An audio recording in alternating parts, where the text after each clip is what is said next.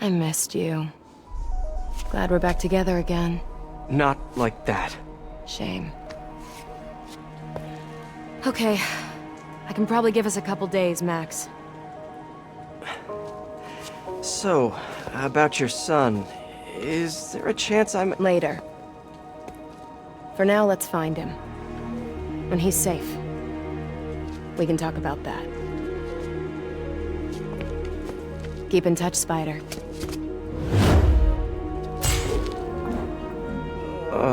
MJ's gonna kill me. Marvel Spiderman. Originally a PlayStation exclusive, this first-party title was finally brought to Steam in 2022. And with Part 2's PC release just around the corner, I figured it was time to finally check this one out. So this is my retrospective review of Marvel's Spider-Man. Marvel has become such a huge brand in its own right that it's hard to imagine a world of superheroes without them. One of the most well-known superheroes is obviously Spider-Man. Now, as always, a superhero is only as cool as the foes he fights, and with a list of over 100 villains, it's no wonder Spider-Man is one of the most popular superheroes around. It's an exclusive club. So the question is, does this officially licensed Marvel game still live up to expectations in 2024? Let's find out.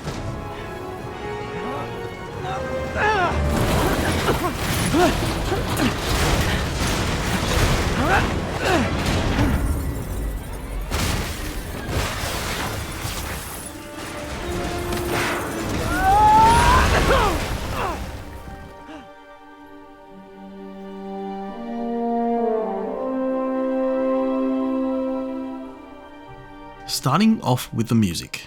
It is really well done. It's somehow both reminiscent of all the movie franchises, yet unique in its own right. Like, even the main menu music really captures that Spider-Man-esque theme really well. Another thing I think that's been really well implemented is the timing of the music. Throughout the game, it sets up each of the story moments and does a pretty good job, especially toward the later portion of the game. What impresses me most, however, is how the music plays during the other half of your game, which is to say, whilst you're web-swinging around. I don't think it's any secret that the web-swinging and movement mechanics in this game are one of, if not the best ever created. Like, I think it's just a fact at this point. What I've come to realize though is that part of what makes it so fun is how the music builds upon and elevates that experience. Like when you start to build up some speed and momentum as you're swinging about in the city, that theme really kicks in and just draws you in. I mean, honestly, it's a tiny thing and nothing new, but to me, it's a really key aspect of the whole experience. This totally belongs to... Don't move! Buddy, if I had a nickel for every don't move...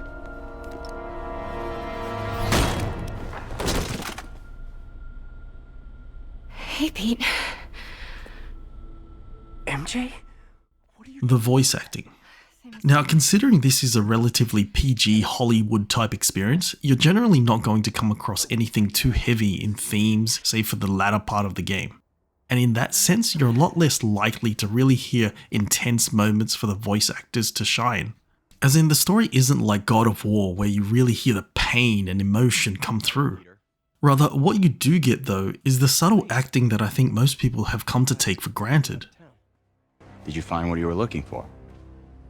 Martin, you're back. Get that.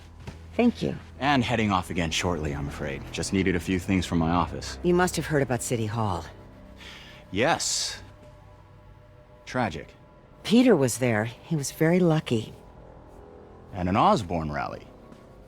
I didn't know you were a fan. The thing is, I think the voice acting in Spider-Man is easily overlooked and yet to me is probably one of the best parts of it. The other thing I've noticed is that even though the frequency of the voices that keep popping up is pretty constant, it's not in your face and doesn't overstay its welcome.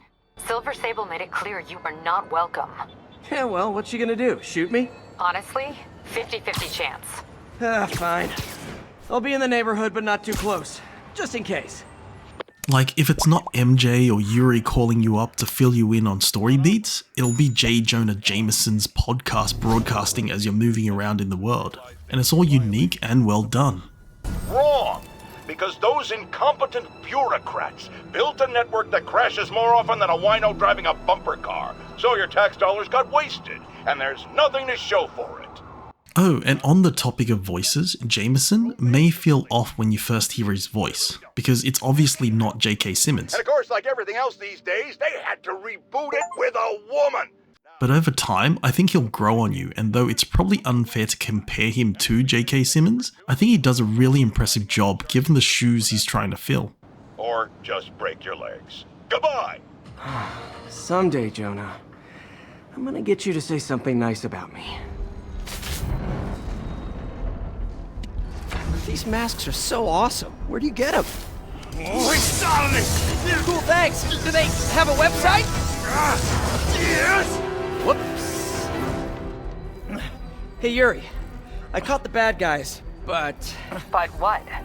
you might want to bring a ladder.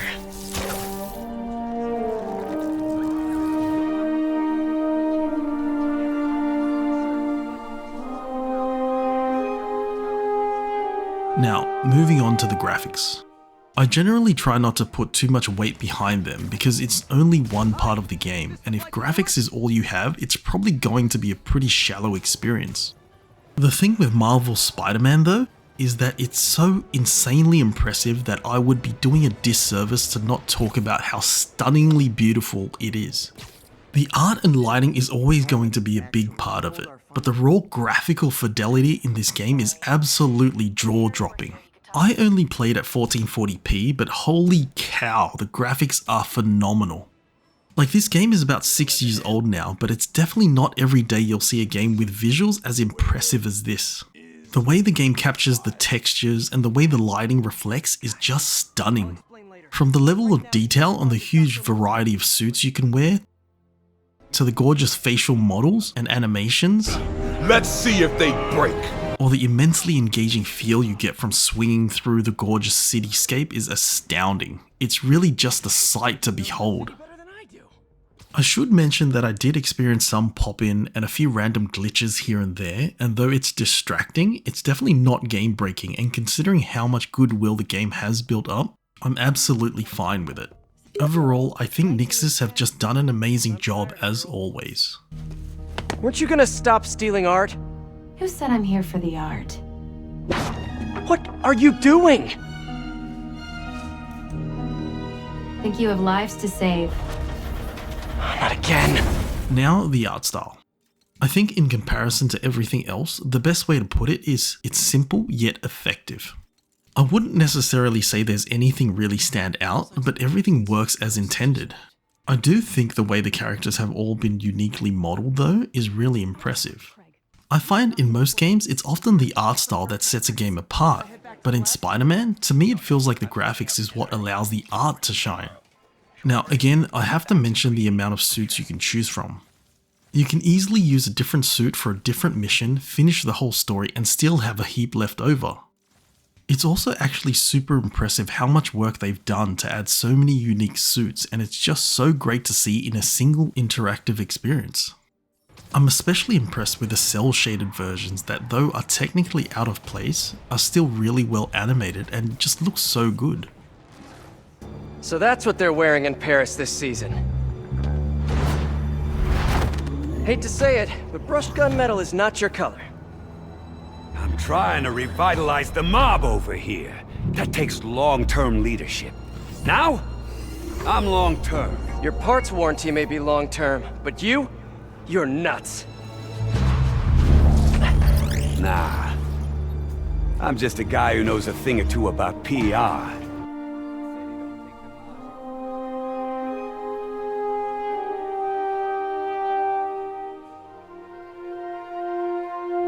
When it comes to the story itself, I have to be honest, I wouldn't say it's actually anything spectacular. Like, it's no God of War, for example. The way the story is told, though, is pretty expertly done. Very. Like, the story spectacle and the direction of each sequence is not only engaging, but quite cinematic. It's actually surprising how smoothly it transitions between cutscenes and gameplay moments. There are some absolutely awesome sequences throughout the game, and there's a fair share of them spread pretty well over all 3 acts. Like, it's not a single section that has all the cool moments. And the story is paced surprisingly effectively considering the huge mix of short and long, stealth and action focused, mainline and side quest content in the game. Fittingly, it parallels Peter Parker's own life, with him being pulled in all different directions, trying to balance each aspect of them. And even though the story isn't really anything we haven't seen before, it's definitely really cohesively put together. I mean, it's pretty cliched and Hollywood in the way it handles everything, but I mean, it works and it is still a great time. Whoa! Your gauntlets are all digital now, aren't they? Have it your way. You wanna fight? Let's fight! Man, can't wait to put you back behind bars so we can talk science. What I think is really impressive though, is how they've handled the introduction of characters, the amount of them, and even the characters themselves. Each one feels like a worthy addition and doesn't take away or overshadow the main story. And at the same time, they don't feel like they've been shoehorned in just for the sake of it. Those were excused. By me. Now, not to state the obvious, but Peter, his relationship with MJ, Aunt May, Professor Octavius, and a number of other characters are also shown to be pretty interesting. Like, it doesn't dive too deep, but there is some depth here, and it does feel like they flesh them out enough to be interesting. And without any spoilers, the introduction of a few characters also helps to keep your attention. And though the ending might feel somewhat predictable, it definitely hit me harder than I expected. Long time no see. Who do you work for? He works for Hammerhead. Where is this Hammerhead? Whoa, whoa! Can't we, like, go grab a coffee and catch up like normal people? By the way, I love your new hovercrafty thing. Tell me everything you know. I talk a lot better without a gun in my face. You have 3 seconds. Just put the guns down. 1, We really gonna do this? 2, 6, 9, 11, 7, 3.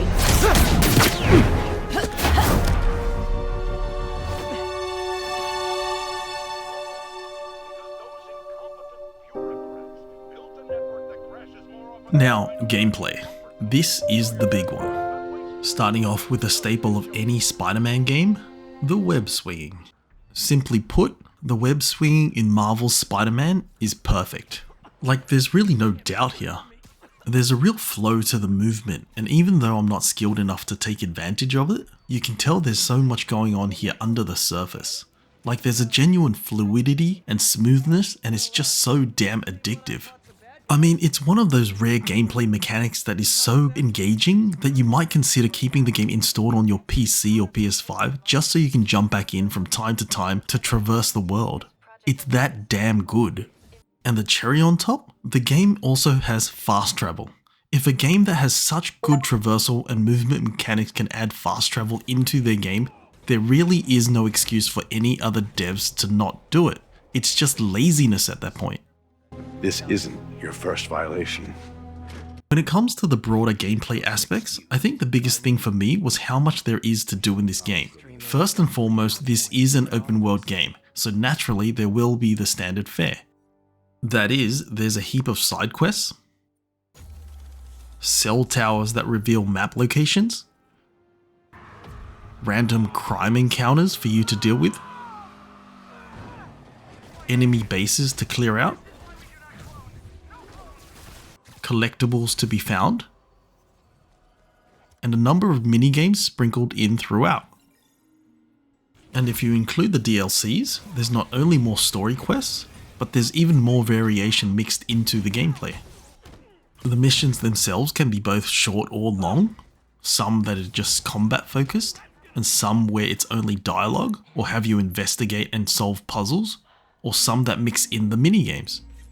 One of which reminded me of this really old game called Pipe Dream, that though simple was really fun. I think what sets this game apart though isn't about how much or how varied the missions feel, but rather how the different gameplay mechanics are baked into the core gameplay loop, which keeps things feeling fresh and engaging. Like, you might start off a mission as Spider-Man, but then transition into playing as MJ sneaking around. Then you might start another mission where you're investigating a lead and end up being part of a car chase. Or one where you're given control of a spider bot. The unpredictability of it was just really refreshing and had me wondering what would come up next and feeling like there was constant progress. Plus, I think he hates me. You have that effect on a lot of people. But you love me, right, Yuri? I tolerate you. Wow. That might be the nicest thing you've ever said to me. Speaking of progress, there's quite an extensive list of skills and powers you can learn as well, all of which have some pretty interesting ways of changing up the combat. Like, especially when you've got some of the skill trees maxed out and you can throw the big guys around or throw rockets back at enemies, it's pretty damn satisfying.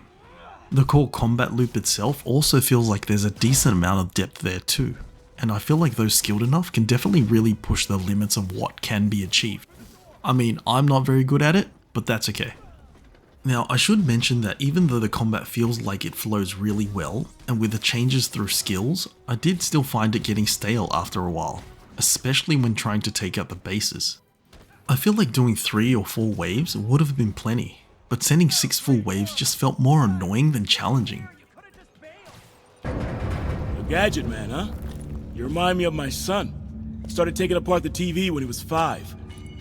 Now he's unlocking his friends' phones. Sounds like he could teach me a few things. Okay. Nothing illegal in plain sight? Kinda anticlimactic, huh? At first glance. Let's look closer. Looking for something.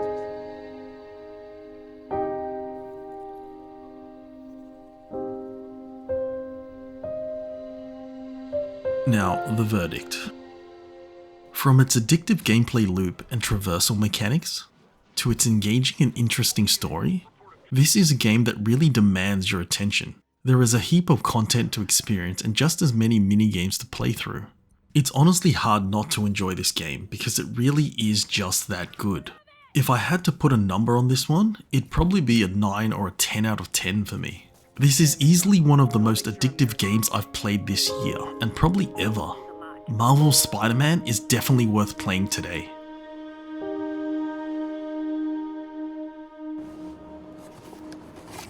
Oh, I love you.